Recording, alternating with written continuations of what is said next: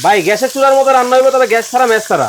মানে গ্যাসও লাগবো না, ম্যাচও লাগবো না, ম্যাচও লাগবে না, রান্না হবে। এই যে দেখেন হচ্ছে, এটা কি ইলেকট্রিক? কারেন্টে চলে। কারেন্টে চলে, দেখেন নতুন চলাইছে। একেবারে লেটেস্ট মডেলের চুলা কিন্তু বাংলাদেশের বাজারে চলে আসছে। দেখি ভাই মাংস রান্না করতেছেন? মাংস রান্না করতেছি দেখেন। ও রে ভাই, এখানে দেখা যায় আবার মাছও রাখছেন। মাছ রান্না হবে, মাংস রান্না হবে, ভাতও রান্না হয়েছে ভাই। মানে এই যে দেখেন চাল থেকে অলরেডি কিন্তু ভাত রান্না করা শেষ শেষ হয়ে গেছে, আবার স্যাঁত করে কিন্তু গ্যাসের চুলার মতো রান্না বান্না হচ্ছে। দেখেন কত সহজ। এই যে দেখেন মাংস দিয়ে দিলাম না, হ্যাঁ এই মাংস হইতে থাক, এই পাশে কিন্তু মাছ কিন্তু ভাইজা লাইতেছি ভাই। আচ্ছা দেখেন এই যে, এই দেখেন দেখেন এই যে একবারে ডাক দিয়ে রান্না হয়। একেবারে ডাক দিয়ে রান্না হইবে। দেখেন ইলিশ মাছ আনছেন নাকি ভাই? ইলিশ মাছ ভাই।